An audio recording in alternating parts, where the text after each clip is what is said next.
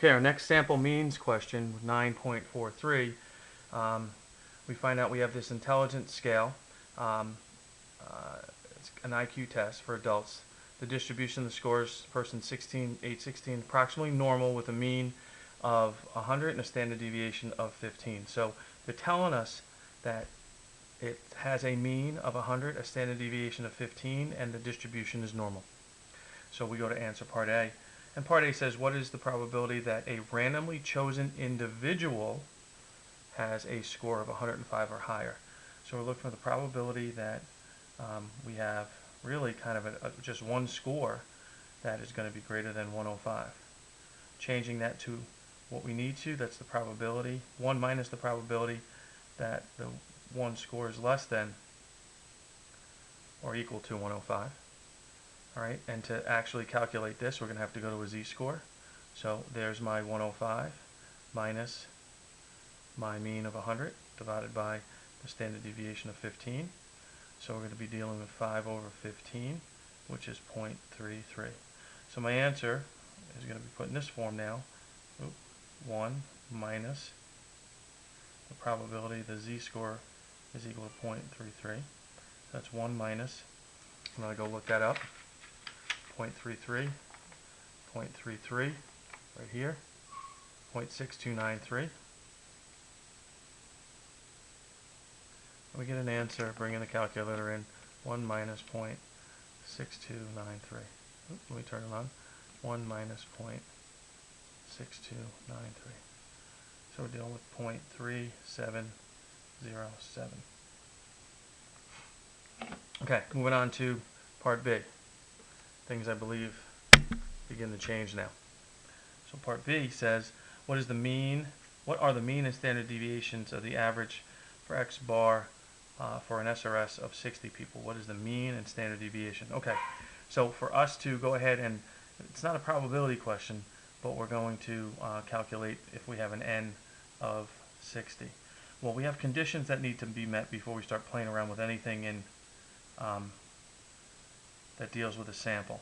Okay, so our conditions, one is it needs to be an SRS, and that's stated in the problem. Okay, two, we need it to be normal, or N is greater than or equal to 30, and that's stated in the problem. And number three, the standard deviation of the population is known, and it is. So we're good to go. All right, all we're calculating right now is what are the mean and the standard deviation. So the mean is going to be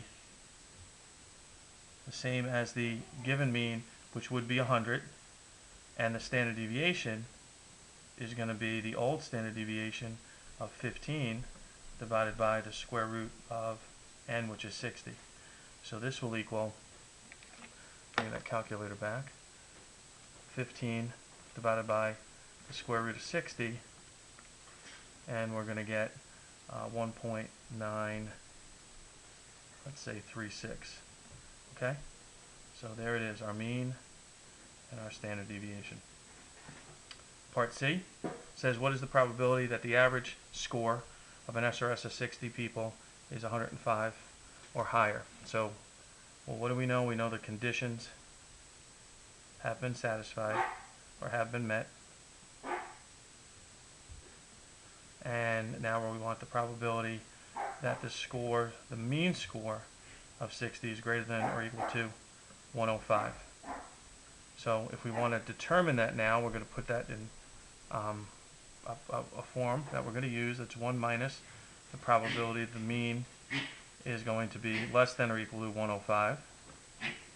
And now we're going to come up with that z-score for the 105. So it's going to be 105 minus 100 divided by the standard deviation, which is going to be 1.936 now is the number we're going to use. So it's going to be 5 over 1.936. And when we calculate that, 5 divided by 1.936, we're going to get 2.58.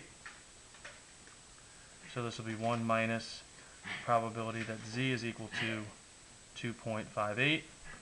So it's 1 minus, we need to look that z-score up,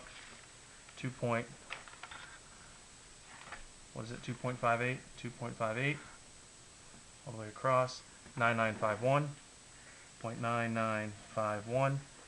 So our answer is going to be, again, calculator, 1 minus 0.9951, and we're going to get 0.0049.